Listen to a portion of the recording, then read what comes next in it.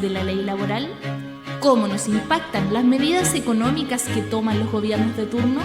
Estas y otras interrogantes serán despejadas a continuación en Al Día con los Derechos de los Trabajadores y Trabajadoras, un programa de Radio Recabar, la radio de la Central Unitaria de Trabajadores.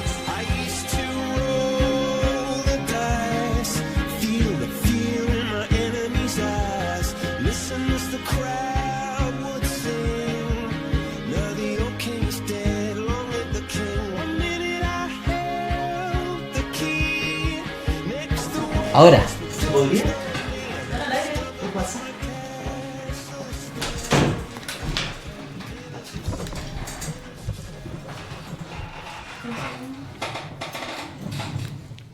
Buenas tardes, estamos aquí en vivo en nuestro programa con los invitados, en realidad son los panelistas, la invitada soy yo, Pablo Centeno y Diego Varas.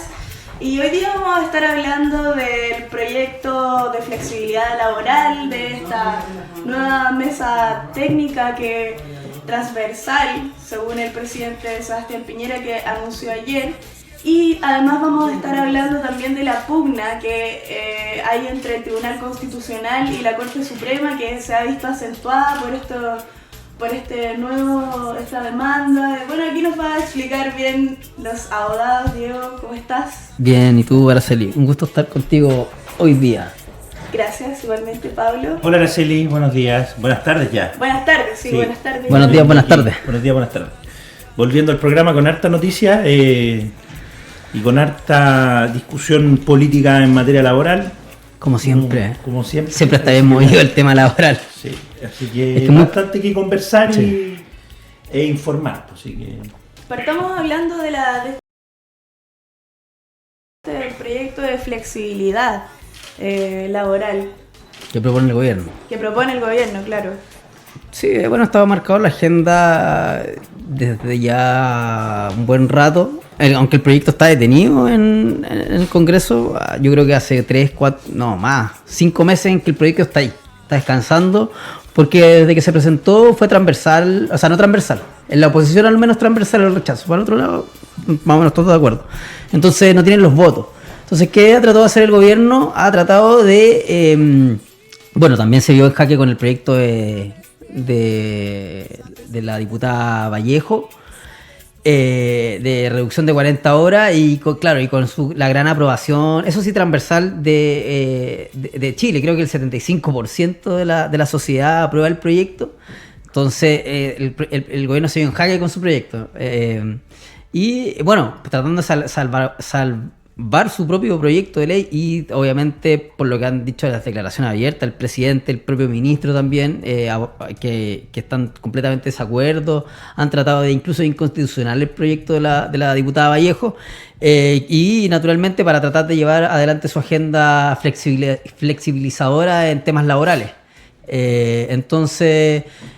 Más bien elaboró ahora una mesa técnica de expertos, algo así se denomina, no sé si cómo se llamará expresamente, pero que básicamente lo que dice, invitó a una serie de personajes que algunos yo no sé si tienen ni siquiera la capacidad de que los denominemos expertos, pero bueno, están ahí sentados para tratar en verdad de generar como que a lo menos en apariencia existe distintas personas que representen. Claro, de la exconcertación, la nueva mayoría. Claro. De distintos puntos, claro, para tratar de cierta forma de meterlo nuevamente en indicaciones y que pase la etapa legislativa. Pero acá yo le paso la pelota ya a Pablo, pero a mí lo que me hace ruido es que una vez más el gobierno insiste en hacer estas famosas mesas técnicas de expertos, además, que les ponen ahí un apellido, y obvie en verdad lo más importante de la democracia, del Estado democrático, social que debiese primar, y del cumplimiento también a convenios de internacionales como el 144 sobre tripartismo y diálogo social, obviando a distintos actores que sí debiesen estar ahí, que entre esos están los trabajadores, las organizaciones de trabajadores y por supuesto nuestra central, la más representativa. Así que una vez más el gobierno hace caso omiso a sus compromisos internacionales. Oye, bueno, Hoy día la Comisión de Trabajo del Senado tenía en tabla ver el proyecto de flexibilidad laboral del gobierno, que en el nombre ustedes saben que se denomina modernización del trabajo para la conciliación de la vida familiar, laboral e inclusión. Un titular que no le hace para nada honor al contenido del proyecto de ley.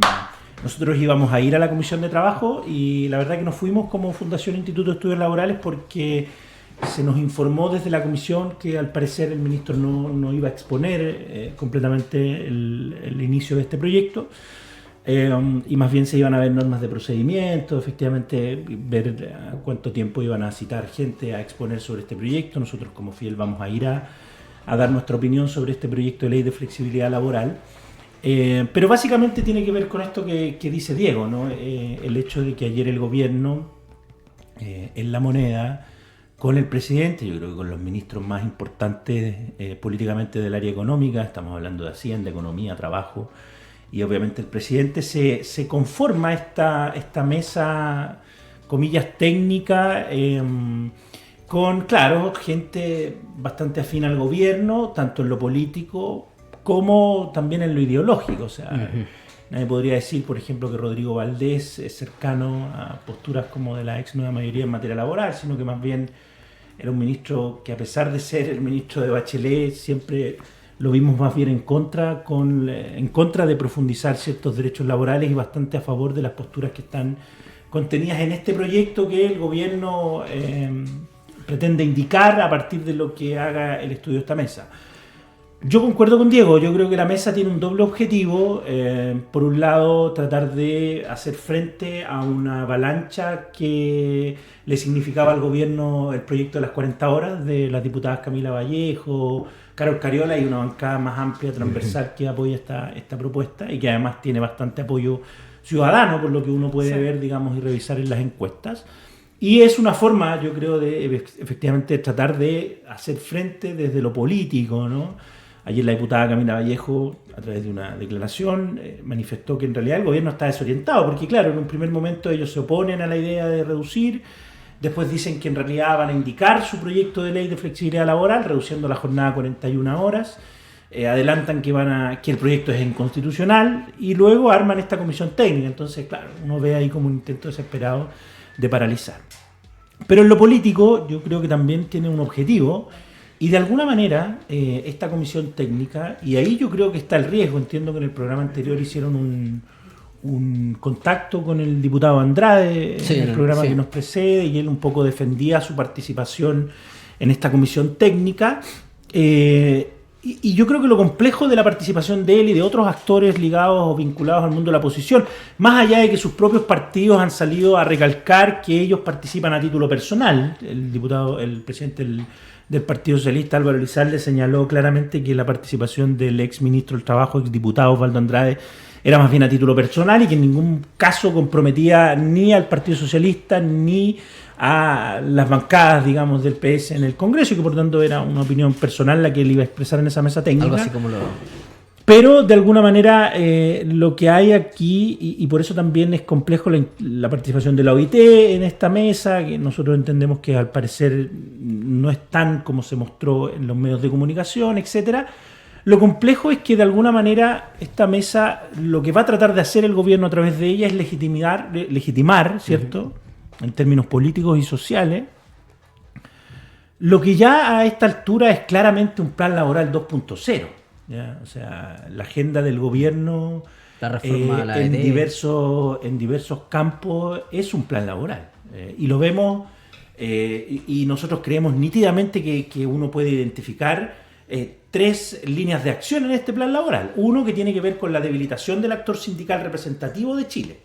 Y aquel actor sindical que se ha declarado como sociopolítico, con una mirada mucho más clara respecto al respeto de los derechos laborales de los trabajadores y las trabajadoras y a la necesidad de construir un nuevo marco de relaciones laborales en un nuevo modelo de desarrollo productivo. Y ahí uno puede ver estas intentonas por conformar mesas ad hoc en donde se invitan ciertos actores sindicales que no son los representativos del país, que se saltan el Consejo Superior Laboral como un órgano tripartito para dar estas discusiones de diálogo social, etc. Y se manifiesta en otros aspectos. La conformación de esta misma mesa técnica, tú lo dijiste también, puede verse también como una especie de vulneración al convenio 144, pero ya lo vienen haciendo. O sea, esto es una conducta reiterada del gobierno de no dialogar con los actores representativos del mundo social, político y sindical. Y esa es una línea de acción que está marcada y que tiene ya un derrotero que está bastante claro desde el gobierno, desde el Ministerio del Trabajo. Disculpa, Pablo, ¿esta mesa técnica está compuesta solo por actores políticos? No tiene la voz de... No hay dirigentes del mundo social, hay sectores del mundo político y del mundo académico, técnico, en estricto rigor. Efectivamente no hay actores del mundo social. Pero ya se conformó una primera mesa el año pasado, recuérdense ustedes, que participaron algunos actores sindicales, centrales legítimamente. Yo la verdad que no soy de aquellos que crea que desde la CUT tenemos que cuestionar a otros actores sindicales por sus posiciones políticas o por su acción, digamos. Cada uno se va a sentar con la CPC, cada uno hace y arma una mesa en la Católica, si uno quiere hacerlo, de donde nació el plan laboral de la dictadura, etc. Cada uno tiene el derecho legítimo a hacerlo. Ahora, distinto es que nos trate de convencer el gobierno y nos diga, mira, esto es diálogo social. Porque efectivamente el diálogo social, en los marcos que lo entiende la Organización Internacional del Trabajo, tiene que darse con los actores representativos del mundo sindical. Claro.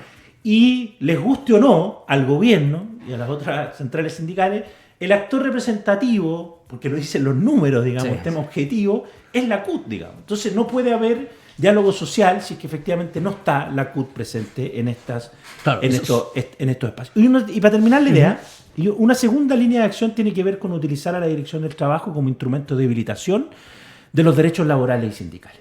Y eso lo venimos viendo con diversos dictámenes que tienen que ver con servicios mínimos, sala cuna, la posibilidad de que los grupos negociadores inscriban sus acuerdos de grupo negociador, lo que no está permitido en la ley, el caso de la TAM, la demora en la calificación de los servicios mínimos. También está el tema de las empresas que no pueden negociar, ampliando. Las empresas que no pueden ampliando. O sea, hay todo un derrotero que está siguiendo la Dirección del Trabajo con la concertación, con el acuerdo, con el beneplácito del director del trabajo, y que hoy día últimamente se manifiesta en una nueva acción de parte de la Dirección del Trabajo que le está pidiendo al Tribunal Constitucional que declare inaplicable el procedimiento de tutela por vulneración de derechos fundamentales a los funcionarios públicos. Y eso lo está pidiendo la Dirección del Trabajo, el órgano que debiera velar por el cumplimiento efectivo de la normativa, por la protección de los derechos laborales hoy día. Y por una ampliación lo más posible de todo. Entonces tipo ahí hay clara de una segunda línea de acción que tiene que ver con que el órgano del Estado, que por esencia tiene que fiscalizar, velar por el cumplimiento de los derechos laborales de los trabajadores y trabajadoras, no cumpla su labor.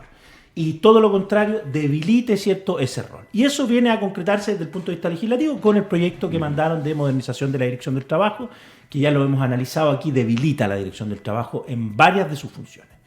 Y un tercer aspecto es la agenda legislativa de este Plan Laboral 2.0. Y ahí tenemos el proyecto de sala cuna, tenemos el proyecto de teletrabajo, tenemos el proyecto de estatuto laboral joven, que hoy día es más bien una jornada parcial, quedó bastante reducido ese proyecto, el proyecto de la modernización de la Dirección del Trabajo y por último este último proyecto que es el de flexibilidad laboral, que el gobierno constituyó una comisión técnica. Entonces, a nuestro entender, esta comisión que se conforma es parte de un plan un poquito más grande, que tiene que ver con este Plan Laboral 2.0 que tiene un objetivo súper claro. Permitirle, en el marco de toda esta realidad nueva del mundo del trabajo, de nuevas tecnologías, de nuevas formas de trabajo, un marco regulatorio, un marco, digamos, un Estado de Derecho que se allane completamente al avance del capital sin la consideración de los derechos laborales. Y eso se va consiguiendo de a poco y eso, digamos, tiene distintas variantes y nosotros ya vemos, o sea, claramente ya está marcado en el comienzo un plan laboral. Por eso es tan complejo que la agenda legislativa del gobierno siga avanzando. Sí. Porque la agenda legislativa del gobierno sigue avanzando.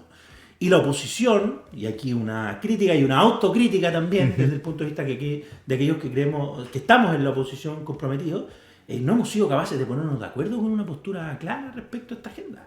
Y respecto a este plan laboral que está en camino, que está cursando y que, por cierto, nos puede dejar en una situación bastante compleja en el evento de aprobarse proyectos tan nefastos para los trabajadores y las trabajadoras como este de flexibilidad laboral.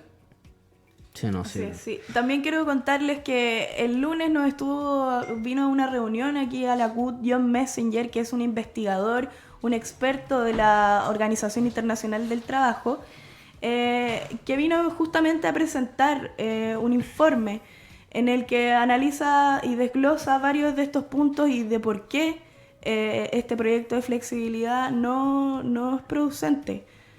No, Sí, Diego estuvo en la sí, reunión estuvimos con Pablo también, sí. la Fundación Fiel y también la coordinadora, 40 horas también participó. Así que, bueno, sí, es un asesor senior de la OIT que presentaba un informe. Él lo que básicamente hizo fue una revisión de distintas legislaciones comparadas, países desarrollados y no tan desarrollados también.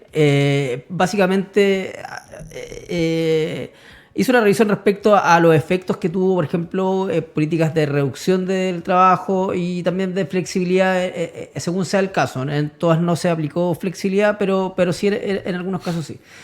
Y bueno, en principio él llega a algunas conclusiones según datos ya entregados por la experiencia de esos países que finalmente la flexibilidad por sí sola, en cierta forma, no genera ni crecimiento ni mayor productividad, sino que de hecho pueden ser efectos adversos si es que se hace como lo está proponiendo el gobierno. Es decir, puede ser fatal para su salud y para la seguridad propia, especialmente en industrias donde se requiere más concentración y que la jornada del trabajo finalmente va haciendo que no pueda tener debido descanso.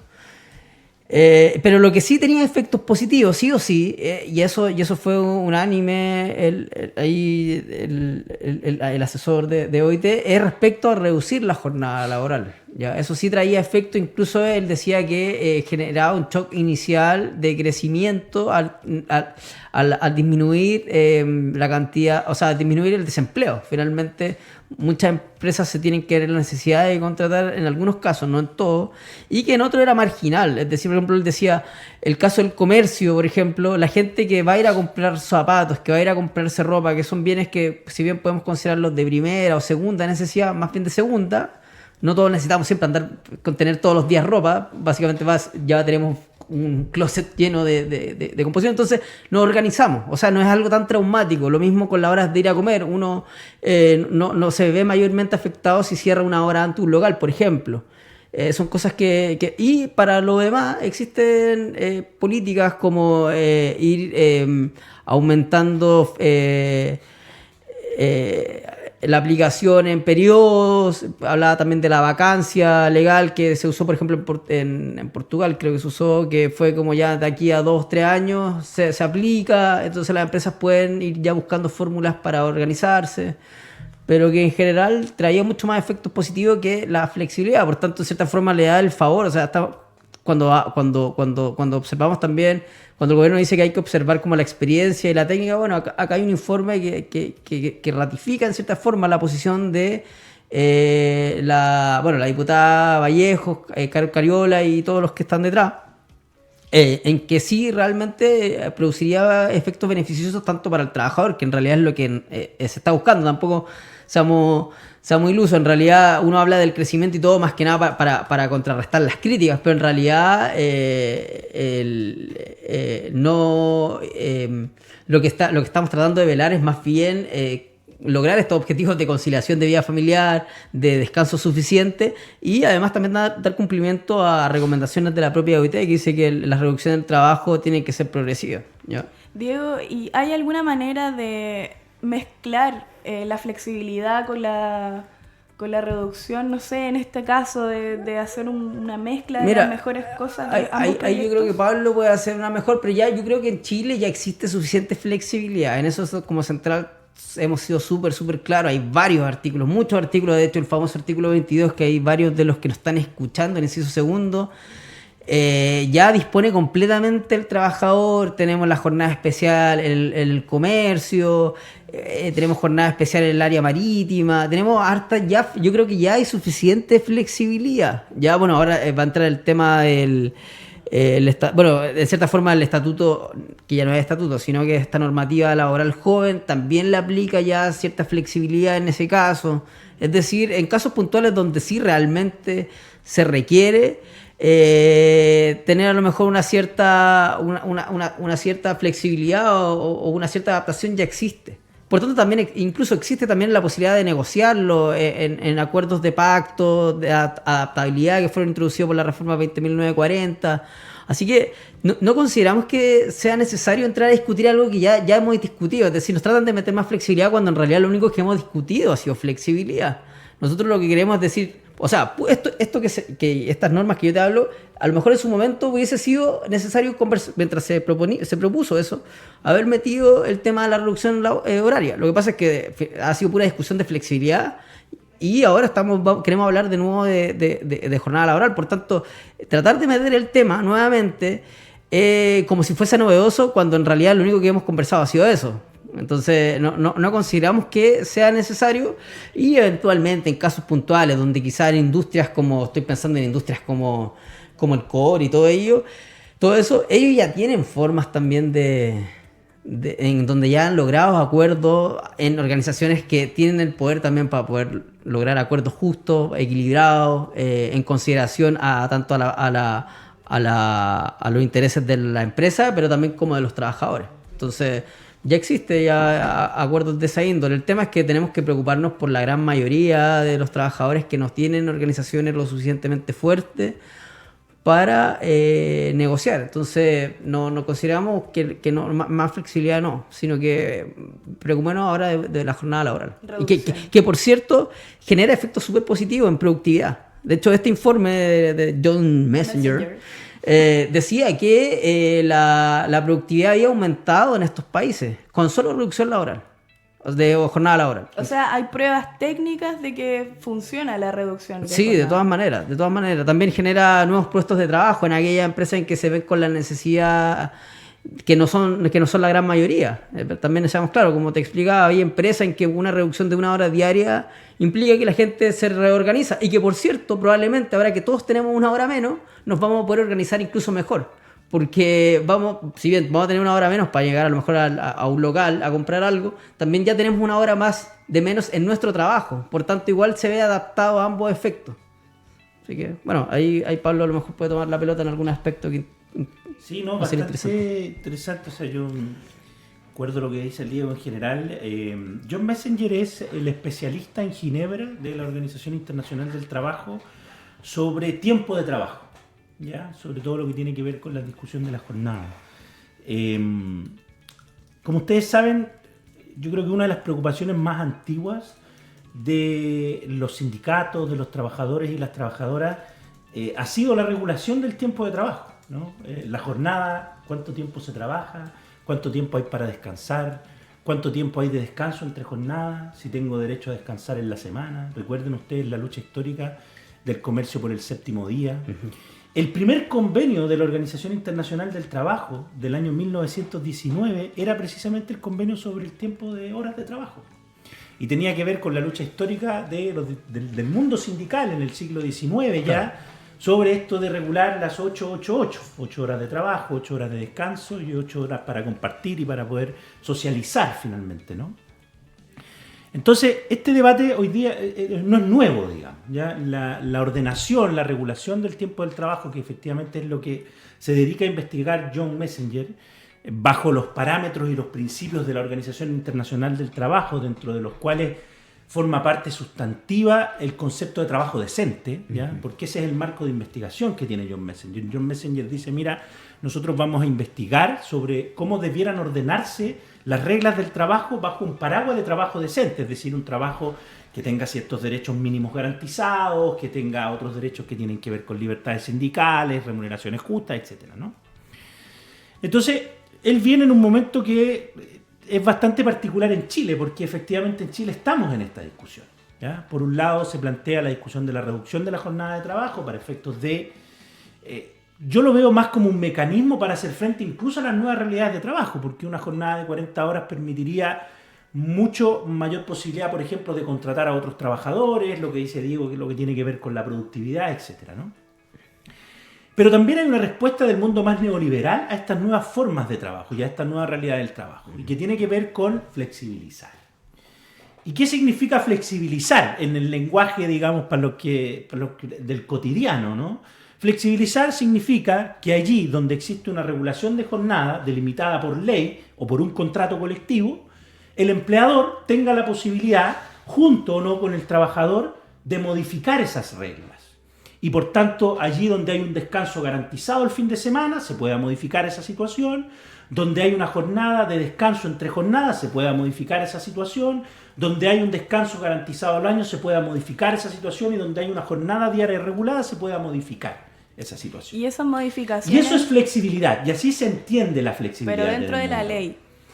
Lo que ocurre es que tú tienes distintos tipos de flexibilidad, ¿ya? Una flexibilidad que en el mundo y en los países desarrollados es pactada, es decir, mira, la ley establece la regulación para proteger al trabajador. Es decir, tú tienes que trabajar máximo 8 horas al día, tienes que tener un descanso entre jornadas de 1 hora de trabajo, entre una jornada y otra diaria no pueden pasar menos de 24 horas para que tú puedas descansar. Tú tienes que tener un día a la semana de descanso obligatorio, tienes que tener 15 o 20 días al año para que tú puedas descansar anualmente, etc.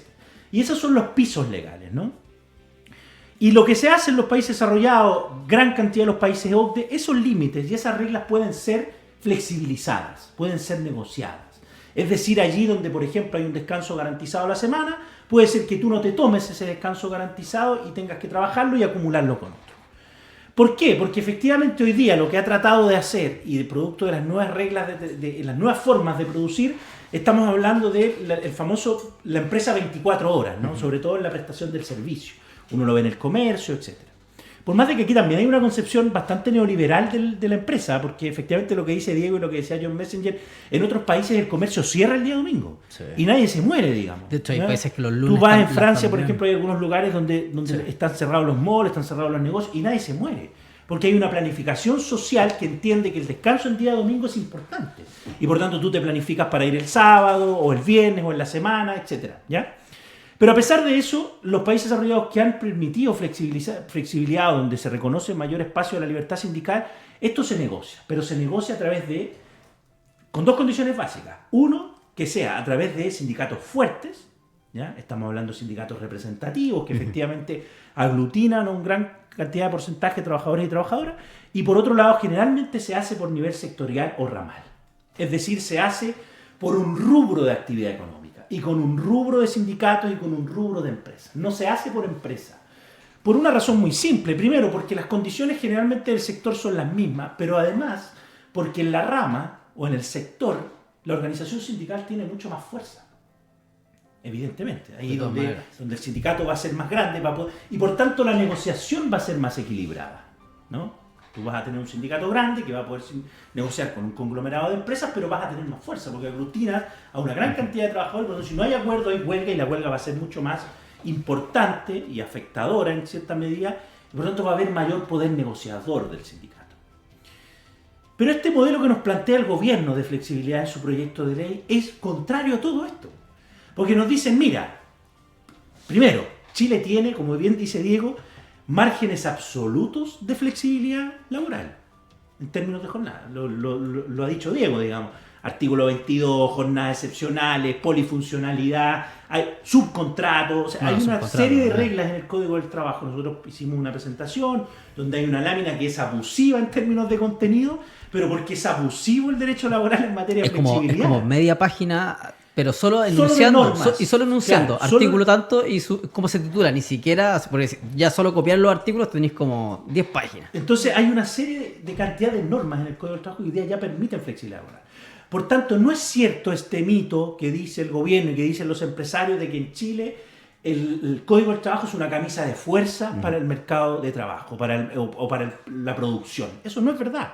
Y la muestra está que los sindicatos ya negocian jornadas excepcionales, que los periodistas ya trabajan sin jornada de trabajo. Y por cierto, también, ya volviendo a lo que decía, la flexibilidad tampoco en sí misma implica mayor productividad. Exactamente. Entonces, exactamente.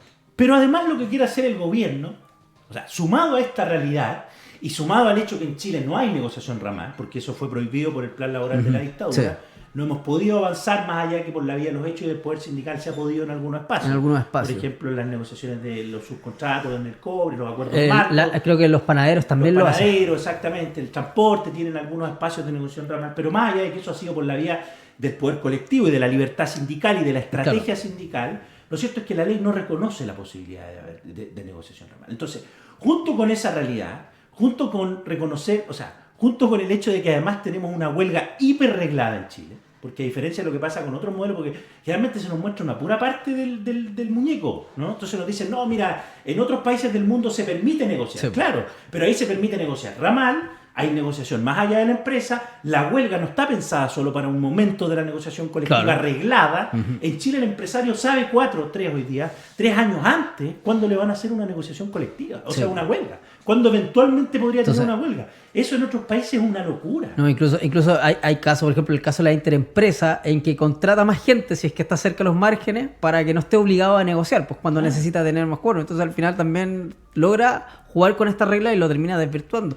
Bueno, eso Entonces, además de eso, para terminar, Sí. además de eso, con toda esta realidad, el gobierno, ¿qué nos dice con su proyecto de ley? Mire, además de esta situación ya precaria del mundo desde la mirada de los derechos colectivos de los trabajadores y las trabajadoras, nos dice, además vamos a permitir que el acuerdo de flexibilidad laboral sea individual.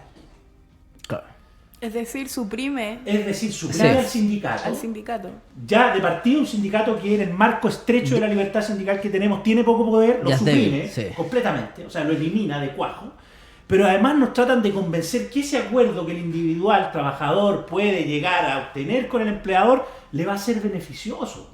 Y sale el ministro Monkever en todos los medios de comunicación a decir, mire, lo que nosotros queremos es darle libertad al trabajador para negociar individualmente sus condiciones de trabajo, y perdónenme, pero en Chile, o sea, eso no existe, pero eso es mentira. Uno no puede ir un día lunes a decirle a los empleadores, mire, don Jorge, que es el gerente de recursos humanos, yo esta semana voy a trabajar 3 días nomás. Entonces voy a venir el día miércoles en la mañana, el día jueves voy a venir todo el día, el viernes voy a venir en la tarde. Y el resto lo voy a compensar. Eso es lo que nos está diciendo que va a ocurrir, Monk. Claro. Y eso no va a ocurrir. No, Si lo que va a eh. ocurrir finalmente con este proyecto de ley, en el caso de aprobarse, es que el empleador va a tener manga ancha para hacer lo que quiera. Y por tanto, esta discusión, y retrotraigo a lo que dije al principio, que tiene que ver con el tiempo de trabajo, en el marco de un trabajo decente, se le va a entregar manga ancha a los empleadores para que usen y abusen de una legislación laboral que ya es precaria y va a ser aún más precarizada. Entonces, en ese marco, yo creo que lo que planteó John Messenger, y que lo dijo muy bien Diego, pero no quiero repetir en ese sentido, es muy oportuno. Es muy oportuno en el sentido de decirnos, oye, efectivamente el mundo se discute flexibilidad, pero en distintas condiciones a lo que ocurre en Chile.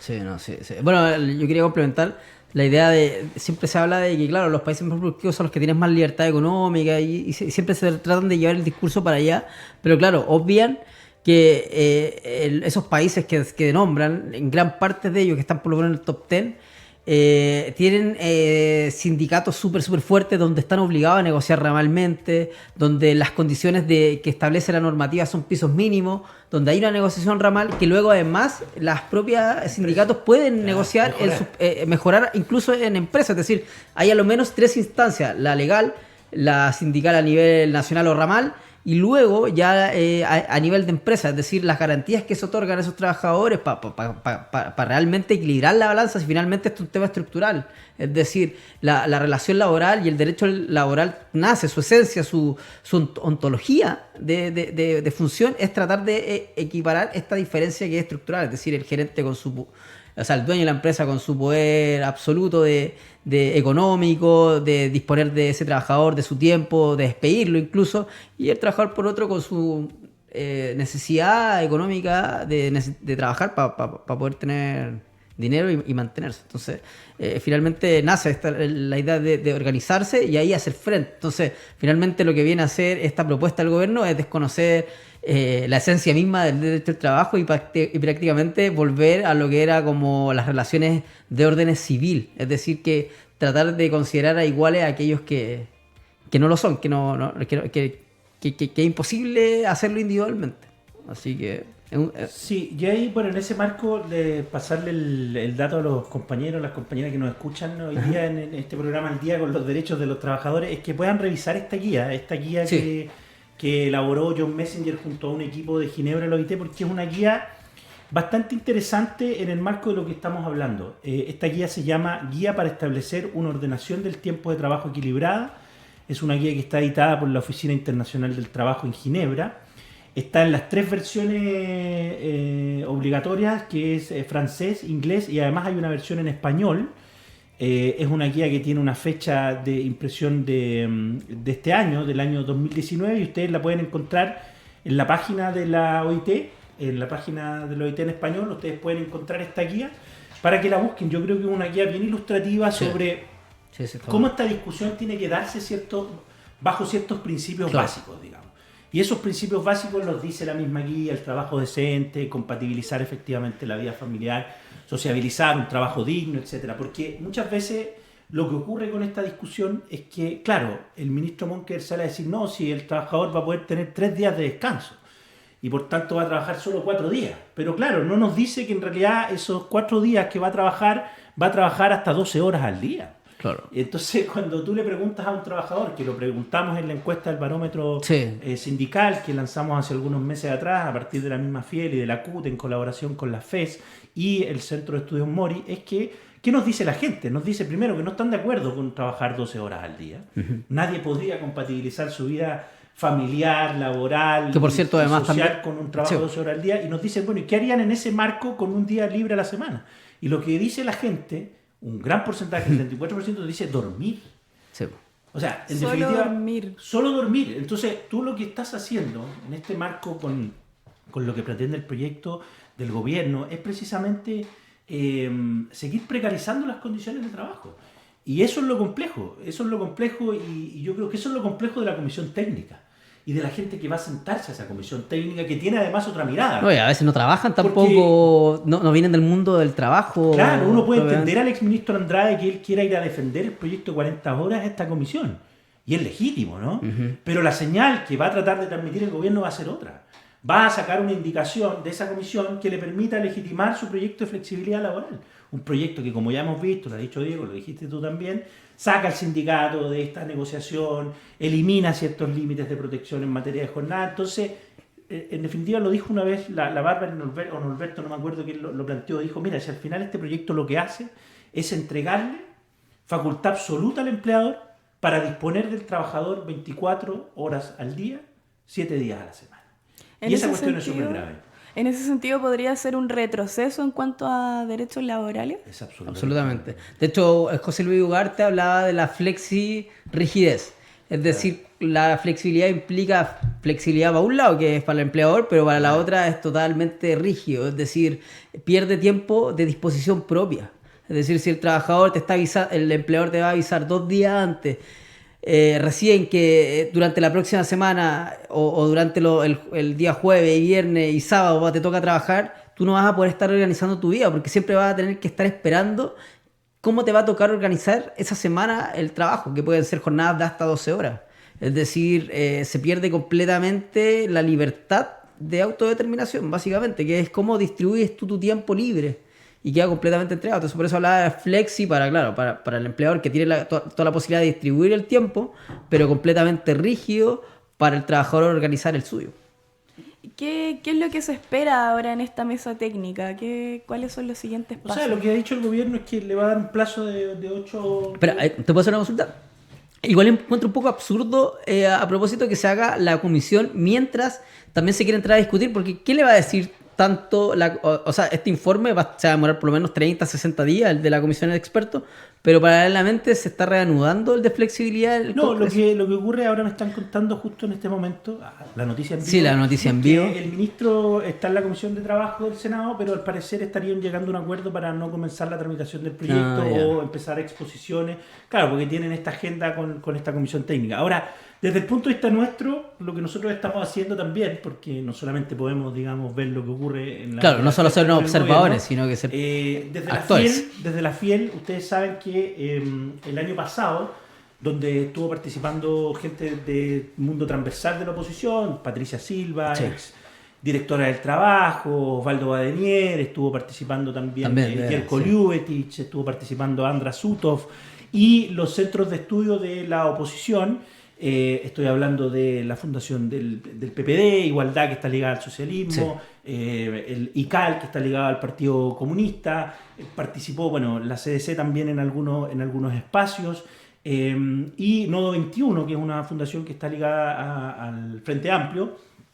tuvimos una comisión de políticas públicas que estuvo discutiendo todo el año sobre varios temas, ya dentro de eso analizando los proyectos de ley del gobierno, analizando lo que tenía que ver con pensiones. Se lanzó el informe ya de esta comisión de políticas públicas hace poco este año, y el día de mañana, se los cuento como primicia para que estemos atentos, la Comisión de Políticas Públicas de la Fundación de Institutos de Estudios Laborales, que está conformada por los centros de estudio de la oposición, van a entregarle a los partidos políticos de la oposición y a algunos miembros, entiendo, de la OIT, hasta ahora esto es lo que ocurriría, digamos, se va a entregar, digamos, un informe sobre lo que han sido estas discusiones, manifestando una posición respecto a estos proyectos de ley y a toda esta discusión que se está dando sobre el tema de las jornadas, ¿ya? Porque aquí hay que ser súper claros, la CUT tiene una posición. Sí. ¿Ya? No es cierto que la Central Unitaria de Trabajadores no tenga una posición y no hayan propuestas para abordar estos nuevos desafíos del mundo del trabajo.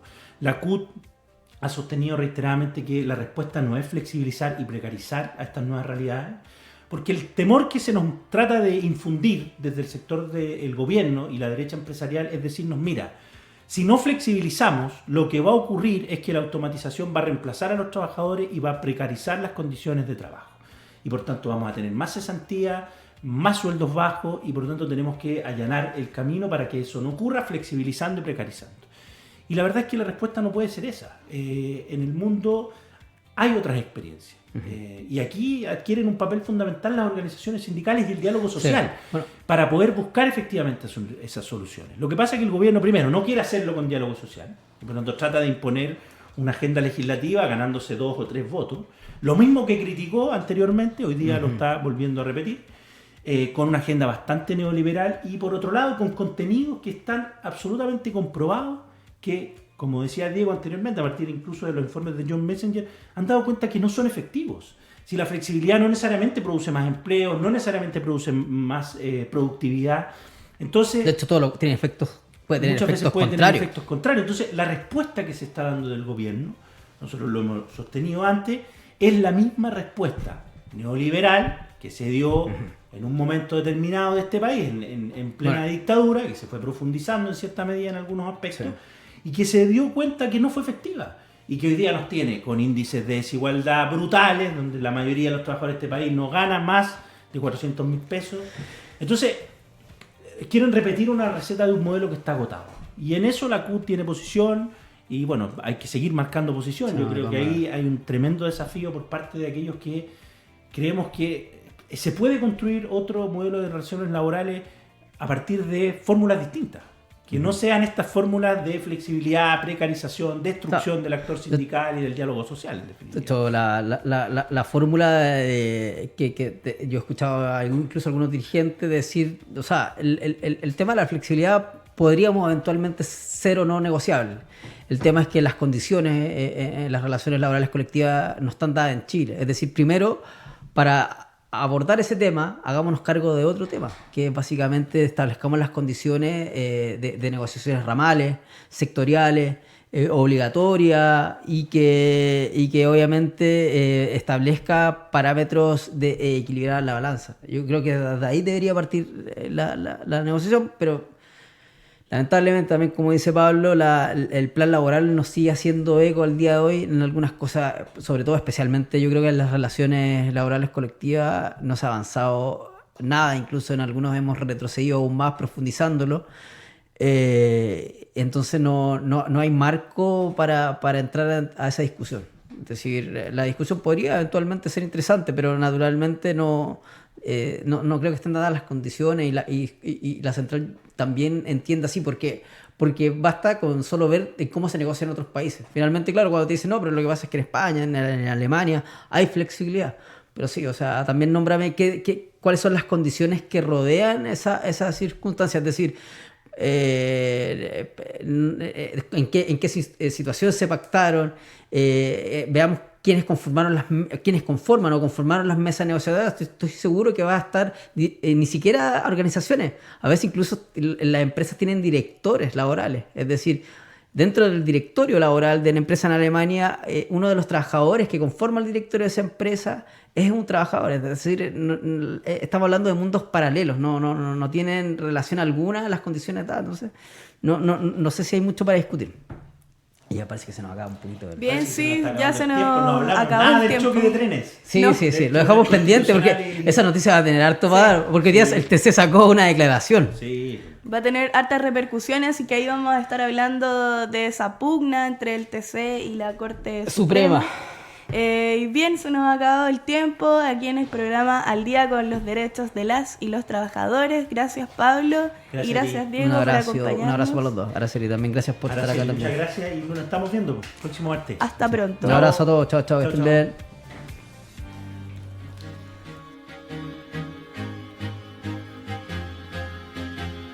Finalizamos una nueva edición de Al Día con los Derechos de los Trabajadores y Trabajadoras. Continúa nuestra señal aquí en Radio Recabarren.